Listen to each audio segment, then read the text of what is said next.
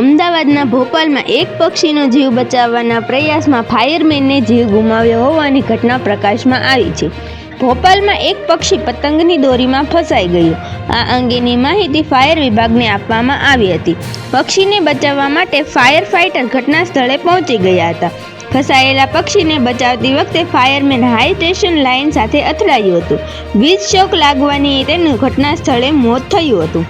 સૂત્રોના જણાવ્યા અનુસાર રેસ્ક્યુ ઓપરેશન દરમિયાન હાઈ ટેન્શન લાઇટ ચાલુ રહી હતી, જેના કારણે અનિલ પરમાર નામના ફાયરમેનનો જીવ ગયો હતો.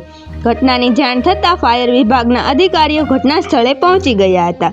જોકે રેસ્ક્યુ દરમિયાન હાઈ ટેન્શન લાઇનના સાતત્યને લઈને અનેક સવાલો ઊભા થઈ રહ્યા છે. સમગ્ર મામલાની તપાસ શરૂ કરવામાં આવી છે. બીજી તરફ મૃતકના પરિવારજનોએ લાશનો કબજો લેવાનો ઇનકાર કરી દીધો છે. બસ હાલ માટે એટલી જ અપડેટ. જો તમને અમારા ગુજરાતી સમાચાર પસંદ આવે તો તેને લાઇક, શેર અને સબસ્ક્રાઇબ કરો.